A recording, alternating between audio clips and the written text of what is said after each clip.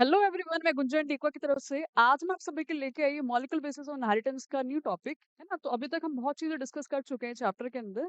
Today will discuss the last topic of this chapter. Almost ये last topic है। हमने पूरा सेंट्रल डॉग्मा का प्रोसेस डिस्कस कर लिया कि कैसे डीएनए से डीएनए बनता है and how DNA convert into the mRNA which is the part of the transcription. And later on that we also discuss the how translation occur कि कैसे एमआरएनए से प्रोटीन बनती है। ठीक है, today will discuss about the gene expression कि gene expression क्या होता है और जीन को कंट्रोल कैसे किया जाता है। Isn't it? तो ये भी बहुत इंपॉर्टेंट टॉपिक है इस चैप्टर का। ठीक है। तो देखो, जीन एक्सप्रेशन की अगर हम बात करें तो जीन एक्सप्रेशन मतलब ही क्या होता है वो हमें पता है। जीन एक्सप्रेशन नाम से क्लियर हो रहा है इनके जीन को एक्सप्रेस करना इन द फॉर्म ऑफ प्रोटीन। तो जीन को प्रोटीन के फॉर्म में एक्सप्रेस करने क्या होता है जीन एक्सप्रेशन। ठीक है, तो it is express of gene in the form of protein. तो जीन का किस फॉर्म में एक्सप्रेस होना, प्रोटीन की फॉर्म में एक्सप्रेस होने क्या होता है जीन एक्सप्रेशन। तो जीन से जब प्रोटीन बनेगी तभी क्या होगा, वो करेक्टर विजुलाइज होंगे, है ना। तो जीन से जब प्रोटीन बनेगा तभी क्या होगा, करेक्टर्स आर विजुलाइज। तो जो भी करेक्टर है वो क्या होगा, वो विजिबल होगा, करेक्टर इज विजिबल। ठीक है, सपोज क्या है, gene for the I colour है ना। सपोज हमने कर लिया gene for the I colour है, और आई कलर मैंने मान लिया कौन सा आई कलर है, सपोज वो ब्लू आई कलर है। ठीक है, जिसमें आयरिस का कलर क्या है, ब्लू है। तो जीन किसके लिए, फॉर द आई कलर। तो gene for the I colour के लिए क्या बनेगी, उससे प्रोटीन बनेगी। और प्रोटीन बनने की वजह से क्या होगा, वो करेक्टर विजिबल होगा, यानी कि उसकी जो आईज है वो कौन से कलर की नजर आएगी, ब्लू कलर की नजर आएगी। ठीक है, तो gene expression is what, gene को प्रोटीन के फॉर्म में एक्सप्रेस करना so that the character can be visualise, isn't it. ठीक है, तो जीन को एक्सप्रेस होने के लिए प्रोटीन की जरूरत होती है। और ये जो भी स्टेप्स अभी तक हमने देखे हैं कि डीएनए से डीएनए ट्रांसक्रिप्शन एंड ट्रांसलेशन, सारे प्रोसेस बहुत ही अच्छे से होने चाहिए ताकि जो जीन का एक्सप्रेशन हो वो प्रॉपर हो सके। इसमें कोई भी थोड़ी सी भी गड़बड़ी हो गई तो जीन के एक्सप्रेशन यानी कि प्रोटीन के एक्सप्रेशन में प्रॉब्लम होगी, जिसके वजह से वो करेक्टर प्रॉपरली विजुलाइज नहीं होगा। ठीक है, तो gene expression is the expression of gene in the form of protein so that the character visualise properly.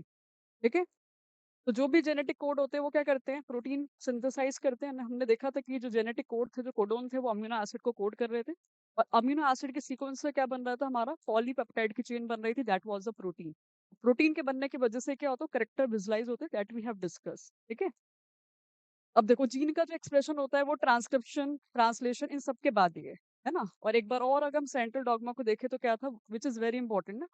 Central dogma is what, that is the flow of information from DNA to the protein.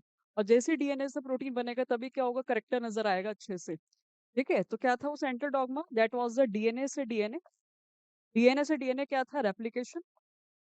DNA to DNA is the replication. फिर DNA से mRNA, DNA से जब mRNA बन रहा था तो उसको क्या बोल रहे थे हम, transcription, that was the transcription. ठीक है, फिर देन एमआरएनए से हमारा क्या बन रही थी, प्रोटीन बन रही थी। और एमआरएनए से प्रोटीन बनना, that was the translation, that was the translation. ठीक है, और प्रोटीन्स बनने की वजह से ही क्या होता है, करेक्टर जो होता है वो नजर आता है, character is visualise, isn't it. और यहाँ पर कोई भी अगर गड़बड़ी हो गई, कहीं पर भी अगर म्यूटेशन हो गया, कोई भी प्रोसेस अगर रुक गया तो प्रोटीन ठीक से नहीं बन पाएगी। प्रोटीन ठीक से नहीं बनी तो क्या होगा, करेक्टर विजुलाइज नहीं हो पाएगा। ठीक है, तो this is all about the gene expression. अब देखो उसके बाद क्या आता है, वो regulation of gene expression. This is also very important. ठीक है, रेगुलेशन ऑफ जीन एक्सप्रेशन मतलब क्या है, जीन एक्सप्रेशन क्या होता है, हमने देख लिया जीन को प्रोटीन के फॉर्म में नजर आना। अब जीन को एक्सप्रेस करना है या फिर नहीं करना है, that was the regulation of the gene expression, है ना। तो जीन एक्सप्रेशन को कंट्रोल करना, ठीक है, जीन एक्सप्रेशन के प्रोसेस को स्टार्ट या फिर स्टॉप करने क्या होता है, रेगुलेशन ऑफ जीन एक्सप्रेशन, की जीन से प्रोटीन बनानी है या फिर नहीं बनानी है ना। तो जीन एक्सप्रेशन के प्रोसेस को स्टार्ट या स्टॉप करना ही क्या होता है, कंट्रोलिंग ऑफ जीन एक्सप्रेशन और the regulation of gene expression. ठीक है, अब देखो जीन एक्सप्रेशन को हम रेगुलेट कर सकते हैं, कंट्रोल कर सकते हैं at the many level. Transcription level के टाइम पर, है ना, ट्रांसक्रिप्शन क्या था हमें पता है, डीएनए से आरएनए का बनना, डीएनए से मेनली एमआरएनए का बनना। हम चाहते हैं कि बॉडी क्या चाहती है कि आगे प्रोटीन ना बने, तो ट्रांसक्रिप्शन के टाइम पर ही प्रोसेस को रोका जा सकता है कि डीएनए से एमआरएनए ना बने। ठीक है, तो gene expression can B at the transcription level कि डीएनए से एमआरएनए ना बने, या फिर अगर एमआरएनए बन भी गए तो प्री मेच्योर आरएनए को मेच्योर आरएनए में कन्वर्ट करने से रोका जाए, ताकि उससे आगे आने वाली जो प्रोटीन है वो ना बने, और प्रोटीन नहीं बनेगी तो करेक्टर विजुलाइज नहीं होगा। ठीक है, क्योंकि कुछ कुछ ऐसा वो टाइम भी होता है जो हमें ये प्रोटीन को बनाना नहीं होता है। ठीक है, प्रोटीन की सिंथेसाइज की जरूरत नहीं है तो उस टाइम पे प्रोसेस को रोकना जरूरी है। है ना? तो रोकने के लिए भी, इसको रेगुलेट करने के लिए भी इन सब स्टेप्स पे हम जीन को स्टॉप कर सकते हैं ना। तो ट्रांसक्रिप्शन लेवल पे हम डीएनए से आरएनए बनाने से रोक सकते हैं, या फिर जो प्री मेच्योर आरएनए है उसको मेच्योर आरएनए में कन्वर्ट होने से रोक सकते हैं, या फिर जो हमारा मेच्योर आरएनए है उसको हम ट्रांसफर नहीं होने देंगे from nucleus to the cytoplasm, isn't it? तो मेच्योर एमआरएनए अगर न्यूक्लियस से साइटोप्लाज्म में नहीं जाएगा तो उससे क्या होगा, आगे का प्रोसेस जो ट्रांसलेशन है वो रुक सकता है। ठीक है, तो gene expression can be control at many level that are the transcription, या फिर we can stop the conversion of pre mature RNA into the mature RNA, है ना? और we can also stop the transport of mRNA from nucleus to the cytoplasm, and we can also gene regulate the gene expression at the translation level. ठीक है, अब देखो, तो gene को express करने के लिए, है ना, जो हमें पता है जीन एक्सप्रेशन जो है, जीन एक्सप्रेशन का जो रेगुलेशन है यानी कि इसका जो कंट्रोल है, रेगुलेशन करने के लिए हर एक सेल के अंदर, हर एक डीएनए के पार्ट के अंदर क्या होता है, रेगुलेटर होता है, यानी कि उसको क्या बोलते हैं, मेनली ऑपरेटर बोलते हैं। जीन एक्सप्रेस को रेगुलेट करने के लिए कौन होता है, ऑपरेटर होता है। कौन होता है, ऑपरेटर। ये ऑपरेटर जो है एक तरीके से स्विच की तरह काम करेगा, operator will act like a switch. Operator जो है वो स्विच की तरह काम करेगा। ठीक है, इस ऑपरेटर के थ्रू हमें पता लगेगा कि भाई जीन को एक्सप्रेस करना है या फिर नहीं करना है। ठीक है ना, हमें पता है लाइट हमेशा जलाए रखना जरूरी नहीं है ना? जब जरूरत नहीं है हमें रूम में आने की, जरूरत नहीं है हमें लाइट की, तो उस टाइम पे उसको बंद करना जरूरी होता है। उसी प्रकार से जीन को एक्सप्रेस करना हर टाइम पे जरूरी नहीं है। तो जीन एक्सप्रेशन को कौन कंट्रोल करता है, कब उसको स्टार्ट करना है, कब उसको स्टॉप करना है? It is done by the operator. ये नहीं, तो आज हम ये डिस्कस करेंगे मेनली कि how gene expression is control, mainly how central dogma के जो प्रोसेस है उसको कैसे कंट्रोल किया जाता है, कैसे उसको, कब उसको स्टार्ट करना होता है, कब उसको स्टॉप करना होता है। ठीक है, अब देखो, सबसे पहला जो ऑपेरॉन मॉडल था, सबसे पहला जो ऑपरेटर था, जिसको हम नॉर्मली ऑपेरॉन भी बोलते हैं, वो किसने डिस्कवर करा था?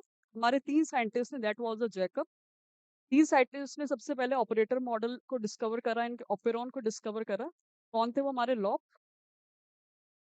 लॉफ, जैकब और हमारे मोनोड।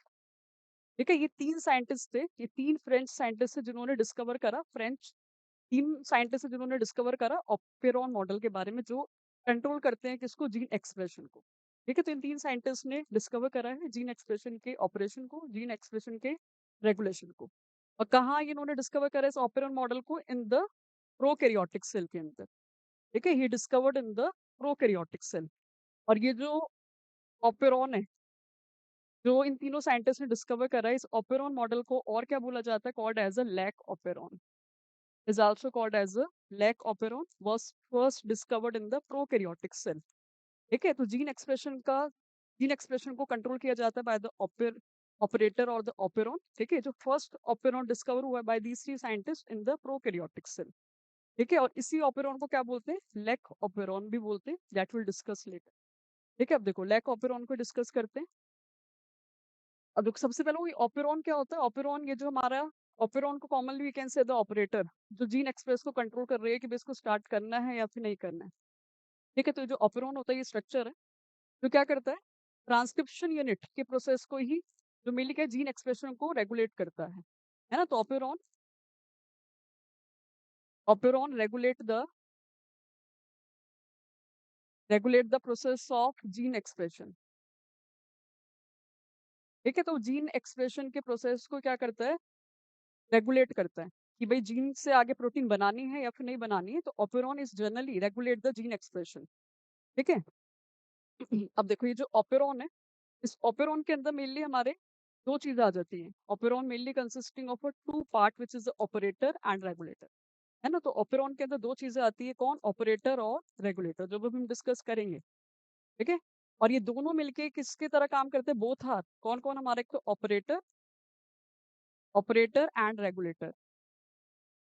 ऑपरेटर और रेगुलेटर, ये दोनों मिलके किसके तरह काम करते हैं? It act as a switch for the gene expression. ठीक है, as a switch for the gene expression.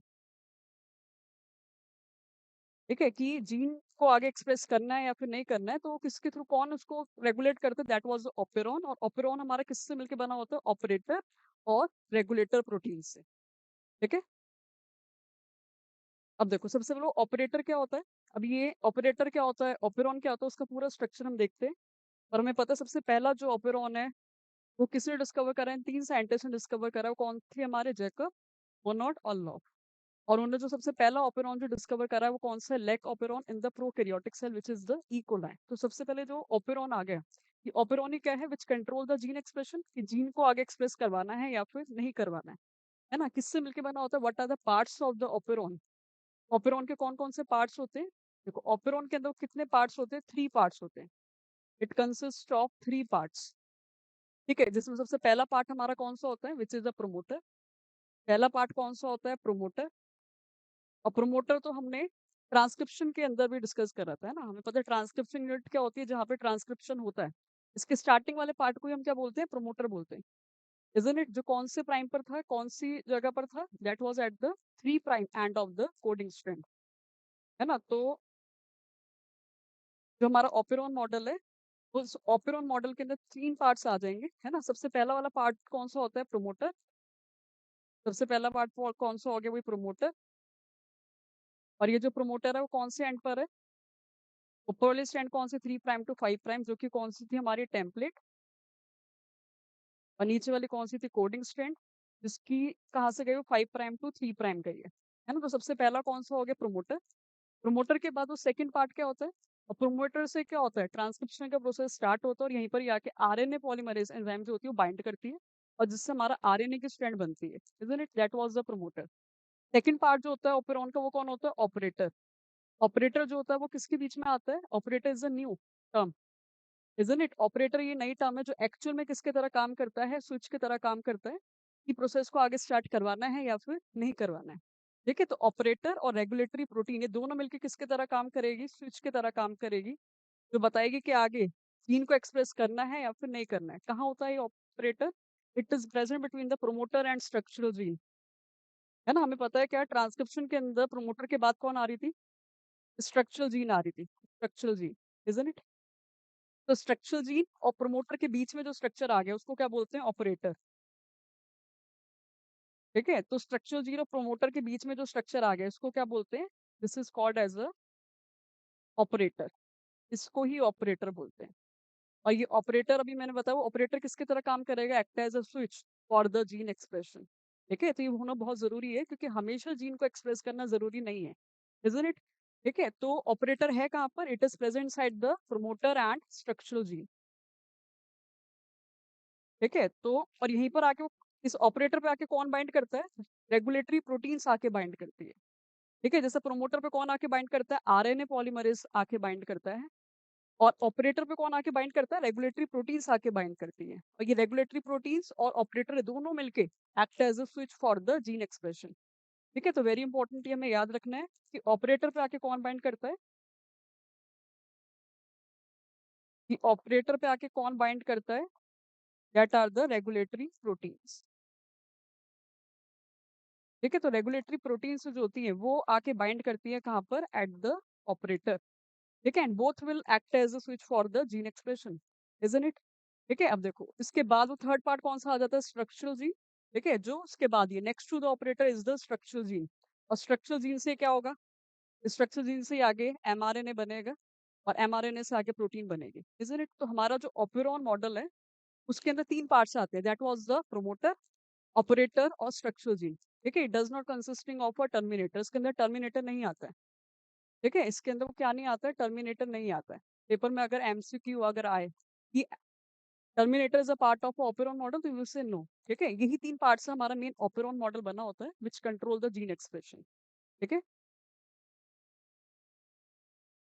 अब देखो जो हमारा ऑपेरॉन है वो मेनली किसके अंदर होता है? वो प्रोकैरियोटिक सेल के अंदर है। और जो इन तीनों साइंटिस्ट ने डिस्कवर करा है वो कौन सा ऑपेरॉन है? That was a lake operon, जो अभी हम डिस्कस करेंगे। ठीक है, और हर एक ऑपेरॉन की क्या होती है? स्पेसिफिक ऑपरेटर होता है, स्पेसिफिक रेगुलेटरी प्रोटीन होती है। हर एक ऑपेरॉन मॉडल की स्पेसिफिक ऑपरेटर है और स्पेसिफिक ऑपरे स्पेसिफिक रिप्रेसर यानी कि रेगुलेटिंग प्रोटीन्स है। ठीक है, अब ये जो हमारा रेगुलेटरी प्रोटीन्स होती हैं, ये जो रेगुलेटरी प्रोटीन है, अभी हमने देखा था ये रेगुलेटरी प्रोटीन कहाँ पे आके बाइंड कर रही थी? Regulatory protein bind at operator. Isn't it? ठीक है, तो जो हमारी रेगुलेटरी प्रोटीन है वो कहाँ पे आके बाइंड करती है? Eight the operator. और ऑपरेटर किसके बीच में होता है? प्रोमोटर और स्ट्रक्चरल जीन के बीच में होता है। अब ये जो रेगुलेटरी प्रोटीन होती है इसको कौन बनाता है? Synthesise by regulatory gene.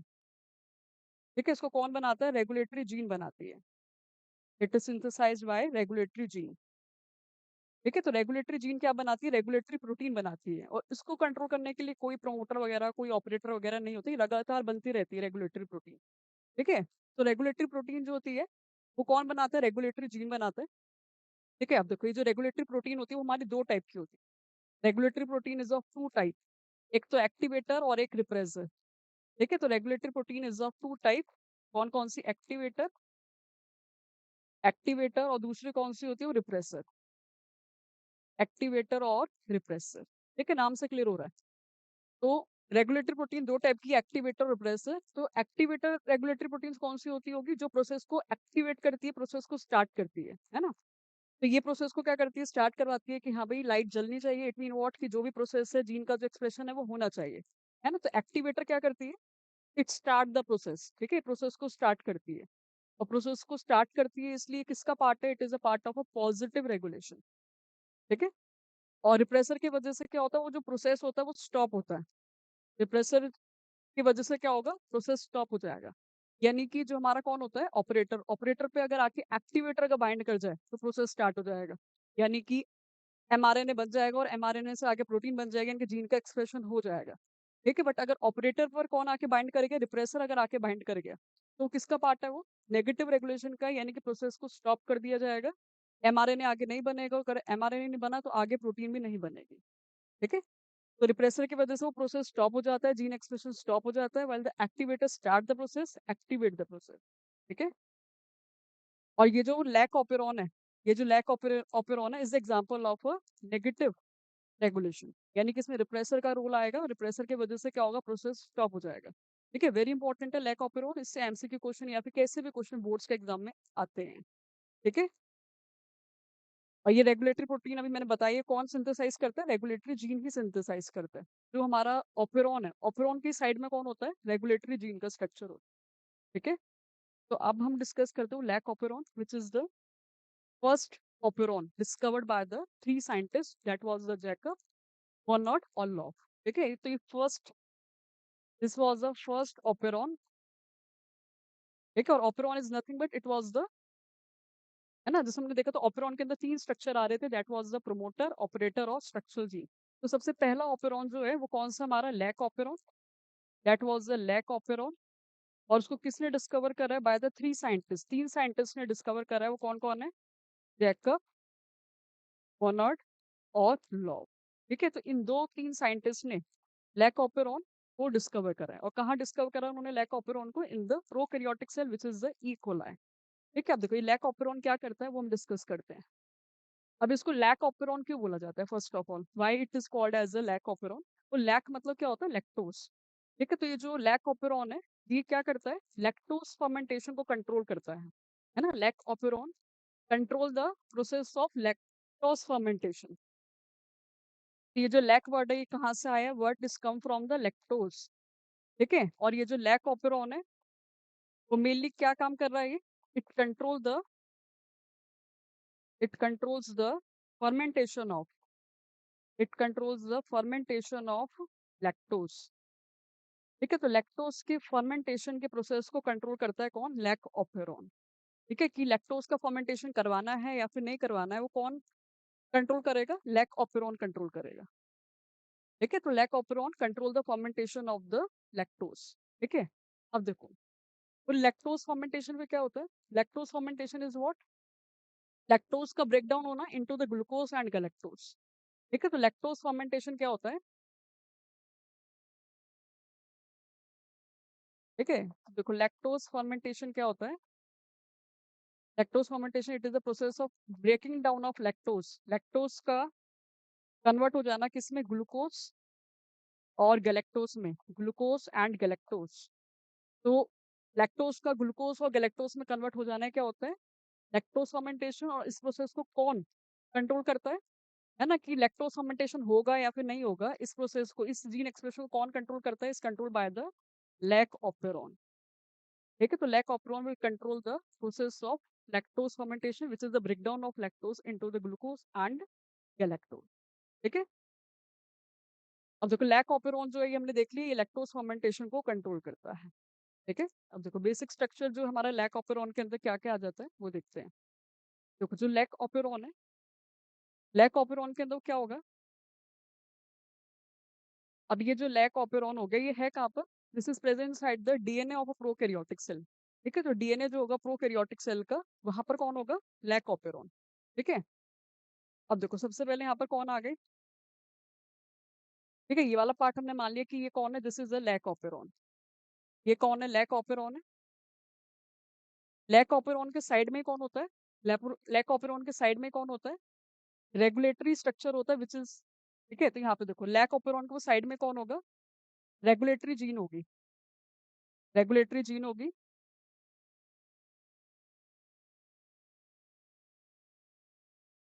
Consist of a regulatory gene,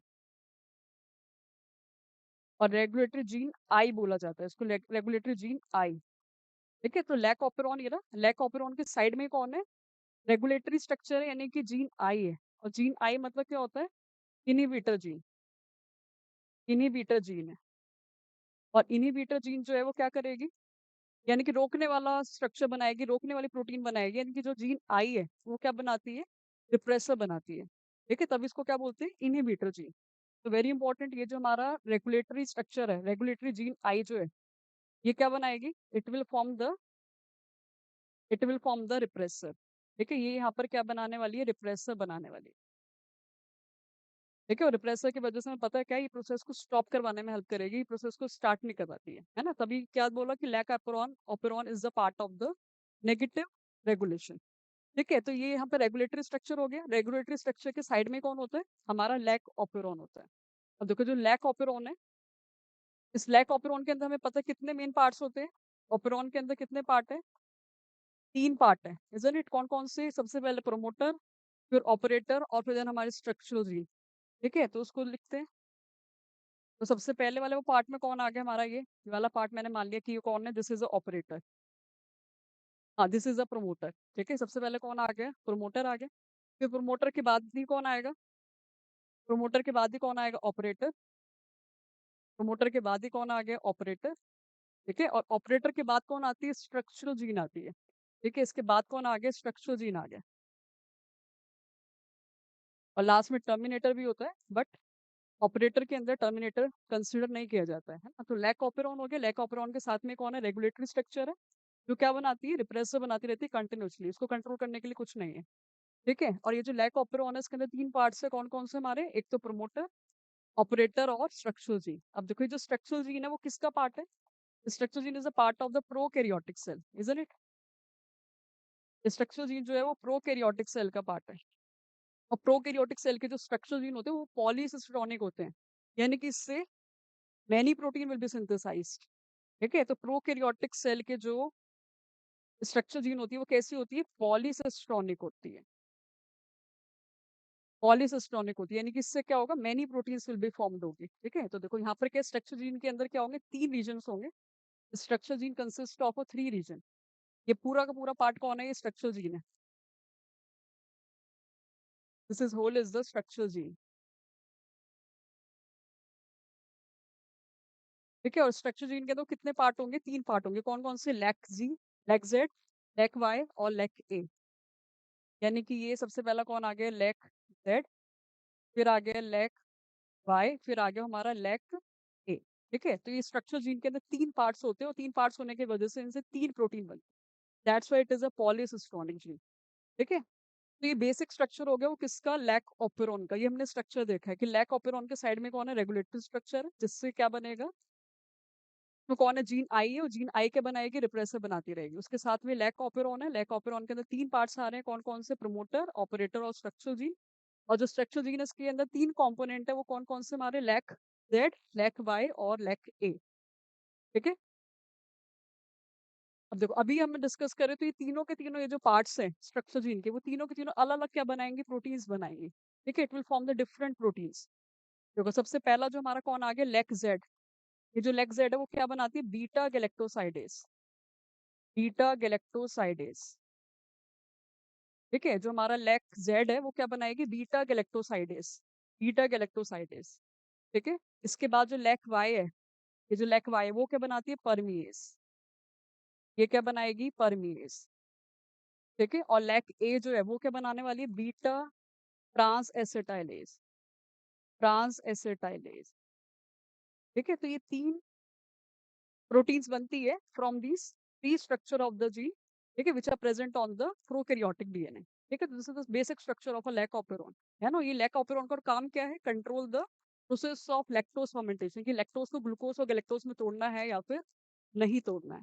ठीक है, तो अब इसका स्ट्रक्चर, इसका फंक्शन हम डिस्कस करते हैं कि कैसे ये कंट्रोल करता है रेगुलेशन ऑफ जीन को। देखो, सबसे पहला वो क्या होता है, काम कैसे होगा। हम्म,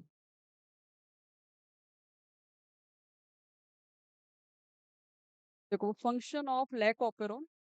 अब ये जो लैक ऑपेरॉन का ये जो मॉडल है, ये कैसे फंक्शन करता है, कैसे कंट्रोल करता है प्रोसेस ऑफ फर्मेंटेशन को, कि लैक्टोज से, लैक्टोज को ग्लूकोज और गैलेक्टोज में तोड़ना है या फिर नहीं तोड़ना है ना, इस प्रोसेस को स्टार्ट करवाना है या फिर स्टॉप करवाना है, तो ये लैक ऑपेरॉन कैसे करता है। तो सबसे पहला केस कौन सा हो गया, वो केस फर्स्ट। केस फर्स्ट के अंदर क्या है, नो लैक्टोज, केस फर्स्ट के अंदर क्या है, कोई भी लैक्टोज नहीं है, कोई भी शुगर नहीं है इन इकोलाई, इकोलाई सेल, है ना, इकोलाई सेल के अंदर कोई भी लैक्टोज वगैरह नहीं है। ठीक है, तो पहली हो गई हमारा ये, और इसके अंदर क्या है, कोई भी लैक्टोज वगैरह भी नहीं है, no lactose inside the cell. तो जब लैक्टोज नहीं होता है तो क्या होता है, हमें पता हो लैक ऑपेरॉन का स्ट्रक्चर कैसा है। यहाँ पे सबसे पहले तो कौन आ जाएगा, रिप्रेसर, यहाँ से कौन आएगी, ये जीन आई है, जीन आई आगे जाके क्या बनाएगी, gene I will form the, gene I से इसका एमआरएनए बनेगा और इसके एमआरएनए से क्या बनेगा, रिप्रेसर बनेगा। ठीक है, और साथ में कौन आ गया, ये लैक ऑपेरॉन आ जाएगा। लैक ऑपेरॉन में सबसे पहले वाला पार्ट कौन होता है, प्रोमोटर, फिर ऑपरेटर, और यहाँ पे हमारी कौन आ जाएगी, स्ट्रक्चरल जीन आ जाएगी, इजंट इट। तो पहला केस कौन सा है, जब लैक्टोज नहीं है, लैक्टोज नहीं है तो क्या होगा, तो जीन आई से वो क्या बनेगा, रिप्रेसर बनेगा, और रिप्रेसर क्या करेगा, रिप्रेसर विल बाइंड, रिप्रेसर ये है कौन, रेगुलेटरी प्रोटीन है, तो ये किससे बाइंड कर जाएगा, repressor bind to the, repressor bind to the operator, repressor जो है वो ऑपरेटर से बाइंड कर जाएगा। ठीक है, लैक्टोज ना होने की वजह से जीन आई से जो रिप्रेसर बना वो किस में जाके जुड़ जाएगा, it will bind to the operator. ठीक है, तो ऑपरेटर पे जाके बाइंड कर जाएगा। ठीक है, तो यहाँ पे जो हमारा लैक्टोज बना वो कहाँ पे जाके बाइंड कर गया, ऑपरेटर पे जाके बाइंड कर गया। ठीक है, और प्रोमोटर पे आके कौन बाइंड हो रखी थी, प्रोमोटर पे आके कौन बाइंड होता है, आरएनए पॉलीमरेज 2, पता है। ठीक है, और प्रोमोटर पे आके वो कौन बाइंड हो रखी है, RNA polymerase 2।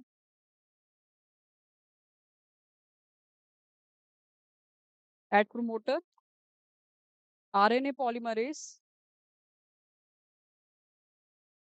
RNA polymerase is bind, isn't it. ठीक है, तो प्रोमोटर से कौन बाइंड कर गई, आरएनए पॉलीमरेज, और ऑपरेटर पे कौन आके बाइंड कर गया, रिप्रेसर। बिकॉज रिप्रेसर क्यों बाइंड कर गया, क्योंकि लैक्टोज नहीं है, तो लैक्टोज के ना होने की वजह से रिप्रेसर क्या आ गया, ऑपरेटर पे आ गया, और ये ऑपरेटर पे जैसे रिप्रेसर आ गया तो ये रिप्रेसर किसके तरह काम करेगा, एज अ बैरियर, ये रुकावट की तरह काम करेगा। ये रिप्रेसर जो है ये किसके तरह काम कर रहा है, एज अ बैरियर, ये रुकावट की तरह काम कर रहा है। ठीक है, और बैरियर बीच में आने की वजह से क्या होगा, आरएनए पॉलीमरेज जो है वो आगे अपना काम नहीं कर पाएगी, it will not able to synthesise the RNA strand. ठीक है, तो हमें क्या दिख रहा है, जब कोई भी लैक्टोज नहीं है, जब लैक्टोज नहीं है तो क्या हुआ, वो रिप्रेसर जो है, repressor is bind to the, repressor is bind to the operator, repressor जो है वो ऑपरेटर से बाइंड कर गया। ठीक है, और ये किसकी तरह काम कर रहा है, act as a barrier, act as a barrier for RNA polymerase, और ये आरएनए पॉलीमरेज के लिए बैरियर की तरह काम कर रहा है, रुकावट की तरह काम कर रहा है, जिसकी वजह से आरएनए पॉलीमरेज क्या नहीं कर पाएगी, प्रोटीन नहीं बना पाएगी, यानी कि आगे एमआरएनए की स्ट्रैंड नहीं बना पाएगी, due to which RNA polymerase, RNA polymerase will not synthesize, will not synthesize the mRNA। ठीक है, वो mRNA की स्ट्रैंड जो है वो नहीं बना पाएगी। ठीक है, और ऐसा ही कब हुआ है, जब लैक्टोज आपका नहीं है सेल के अंदर। ठीक है, तो ये हमने पहला केस डिस्कस करा, when the lactose is not present inside the cell, तो व्हाट विल हैपन। तो हमने क्या देखा, लैक्टोज के ना होने की वजह से रिप्रेसर बाइंड कर गया, और रिप्रेसर के बाइंड होने की वजह से आगे का सारा प्रोसेस रुक गया। तो यानी कि क्या देखा जा रहा है, आरएनए पॉलीमरेज एमआरएनए नहीं बनाएगी, तो एमआरएनए नहीं बनेगी तो आगे प्रोटीन्स नहीं बनेगी फिर। ठीक है, एमआरएनए नहीं बना तो एमआरएनए के ना बनने की वजह से क्या होगा, no protein formation, no protein formation. ठीक है, प्रोटीन नहीं होगी तो नो लैक्टोज फर्मेंटेशन, तो लैक्टोज का फर्मेंटेशन भी नहीं होगा, नो लैक्टोज फर्मेंटेशन। ठीक है, तो ये तो ऑब्वियस वाली बात है, जब लैक्टोज है ही नहीं तो लैक्टोज का फर्मेंटेशन होगा भी नहीं। तो अभी सिग्नल दिया जा रहा है सेल को कि भाई प्रोटीन बनाने की जरूरत नहीं है, because cell is not present side of it. ठीक है, तो यहाँ प्रोसेस को रोकना गलत नहीं है, इजंट इट। तो प्रोसेस को क्यों रोका गया, मेनली बिकॉज लैक्टोज नहीं है, लैक्टोज ना होने की वजह से रिप्रेसर आके बीच में आ गया, जिसने क्या करा, पूरे प्रोसेस को रोक दिया, बताने के लिए कि भाई लैक्टोज अभी सेल के अंदर नहीं है। ठीक है, अब देखो केस सेकंड कौन सा आएगा, व्हेन लैक्टोज इज प्रेजेंट। अब केस सेकंड कौन सा, जब लैक्टोज प्रेजेंट होगा तो क्या होगा।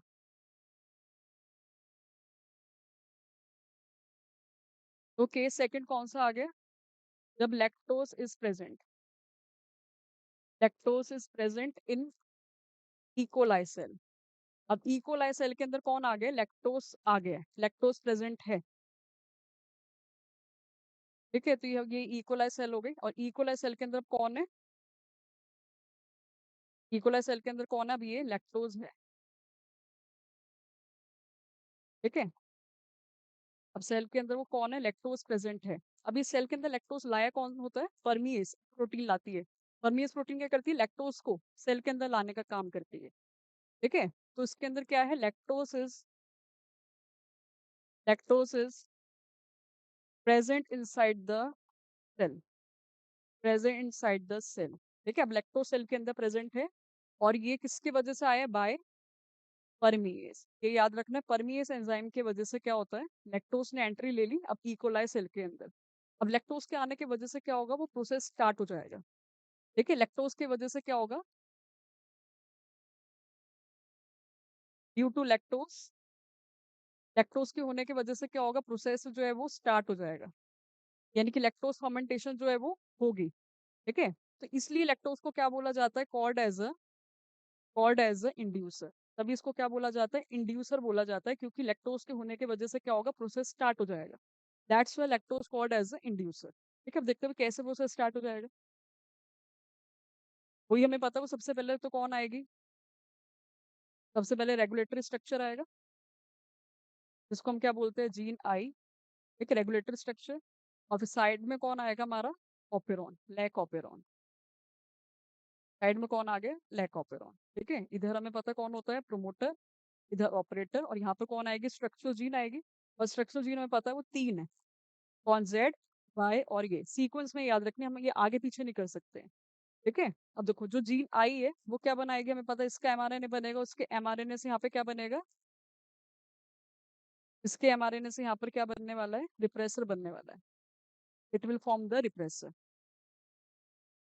ठीक है, ये तो नॉर्मल है, क्योंकि रिप्रेसर तो हमेशा बनता ही है, चाहे लैक्टोज हो या ना हो, वो तो बनता रहेगा। ठीक है, तो जीन आई से क्या बना, वो रिप्रेसर बना। अब कौन है यहाँ पर, अब तो लैक्टोज भी है, साथ में अब दूसरा स्ट्रक्चर हमारा कौन है, लैक्टोज भी प्रेजेंट है, साथ में अब सेल के अंदर कौन है, वो लैक्टोज भी है। अब देखो लैक्टोज के होने की वजह से क्या होगा, जैसी सेल के अंदर लैक्टोज आया, अब ये जो लैक्टोज है वो रिप्रेसर के साथ जुड़ जाएगा। ठीक है, lactose bind to the repressor, तो ये हमारा कौन आ गया, रिप्रेसर।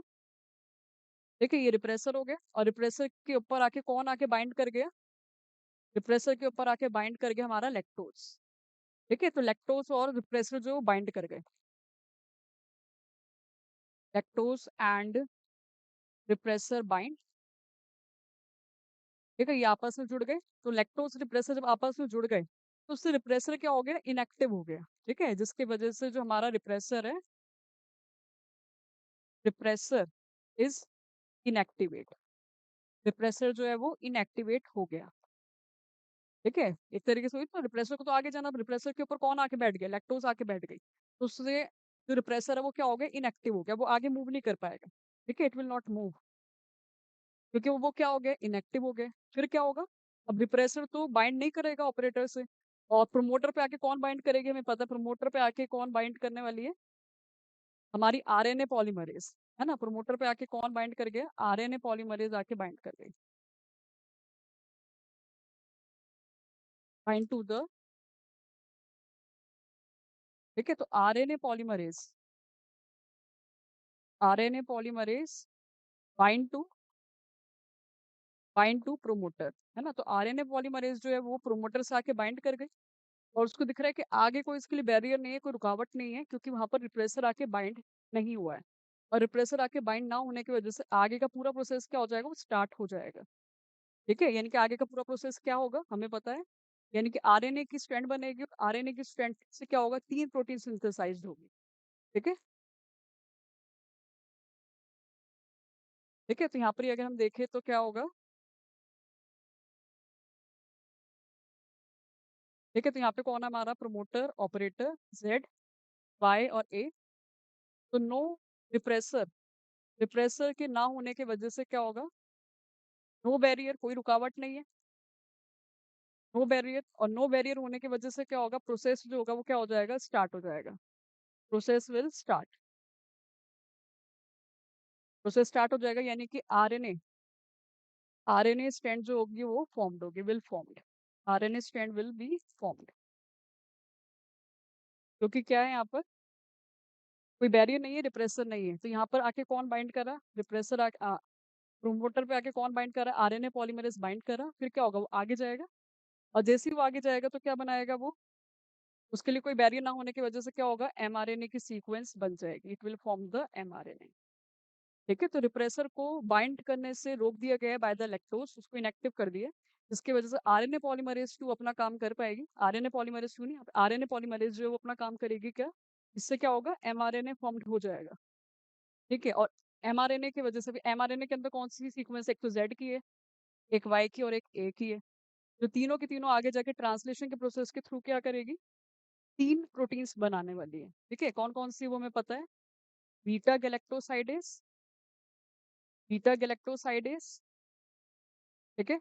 इसके बाद कौन आएगी, परमीएस, परमीएस, और फिर कौन आएगी हमारी, beta transacetylase, beta transacetylase.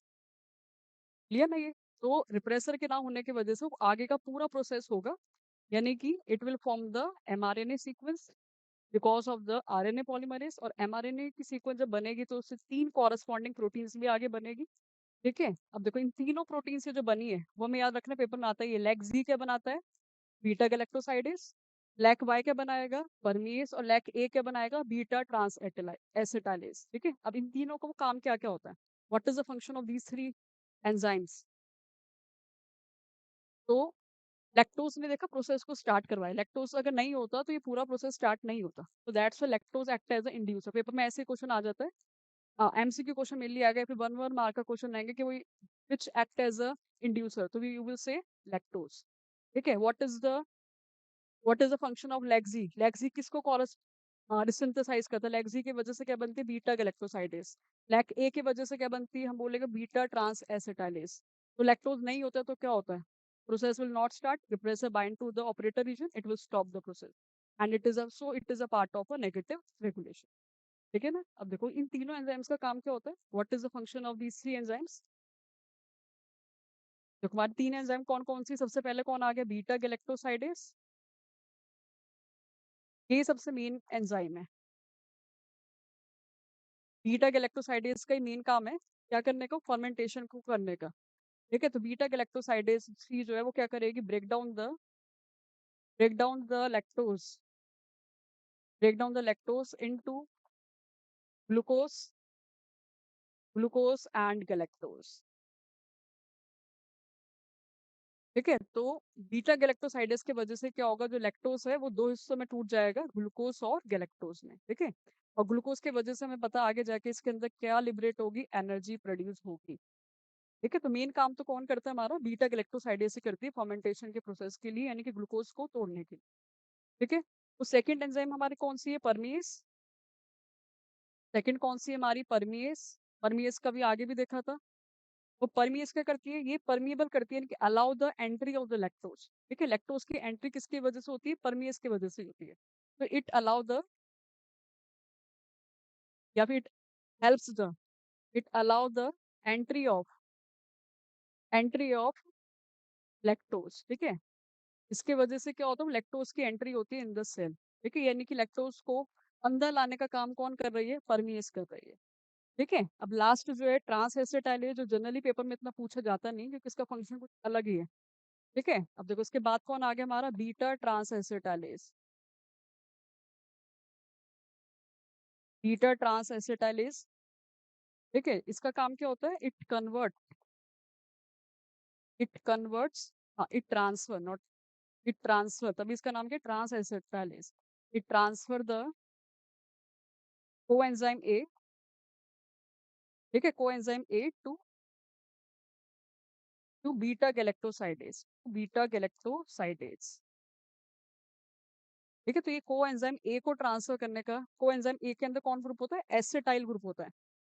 ठीक है, तो कोएंजाइम ए के अंदर जो एसिटाइल ग्रुप है, कोएंजाइम ए के अंदर जो एसिटाइल ग्रुप है उसको ट्रांसफर करने का काम करती है टू द बीटा गैलेक्टोसाइडेज।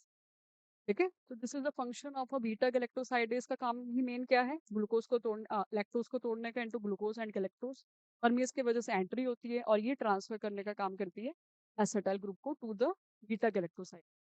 ठीक है, तो this is all about the lac operon, है ना। होप्स तो आपको समझ में आया होगा। तो बेसिक ओवरव्यू अगर हम देखें लैक ऑपेरॉन का, तो लैक ऑपेरॉन के अंदर हमने वो दो केसेस देखे थे, केस 1 और केस 2। केस 1 के अंदर क्या था, नो लैक्टोज, कोई लैक्टोज नहीं है। लैक्टोज ना होने की वजह से रिप्रेसर बाइंड कर गया था, repressor bind, repressor binds to operator, repressor जो है वो ऑपरेटर से बाइंड कर गया था, जिसकी वजह से स्टॉप द प्रोसेस, की वजह से क्या हो गया था, प्रोसेस स्टॉप हो गया था, प्रोसेस स्टॉप, यानी कि नो फर्मेंटेशन, यानी कि फर्मेंटेशन नहीं हुई थी, isn't it? ठीक है, और केस 2 के अंदर क्या है, जब लैक्टोज प्रेजेंट है, लैक्टोज इज प्रेजेंट। ठीक है, लैक्टोज प्रेजेंट है और लैक्टोज के होने की वजह से क्या हुआ था फिर, रिप्रेसर जो है इज इनएक्टिव, रिप्रेसर जो है वो इनएक्टिव हो गया था। ठीक है, वो बाइंड नहीं करा था, जिसकी वजह से क्या है, आरएनए पॉलीमरेज, आरएनए पॉलीमरेज ने क्या करा था, synthesise the RNA, synthesise the mRNA. उन्होंने फिर एमआरएनए, इसने एमआरएनए बनाया था, और एमआरएनए की वजह से क्या हुआ था, 3 proteins are also synthesized, 3 proteins बनी थी। ठीक है, 3 प्रोटीन्स बनी थी, 3 प्रोटीन्स हमने देख लिए कौन सी, बीटा गैलेक्टोसाइडेज, परमिएस, और थर्ड हमारे कौन है, ट्रांस एसिटाइलेज। और इन तीनों प्रोटीन के होने के वजह से क्या हुआ था, फर्मेंटेशन ऑफ लैक्टोज, के वजह से वो क्या हुआ है, फर्मेंटेशन ऑफ लैक्टोज। है ना, ये this is all about the lac operon.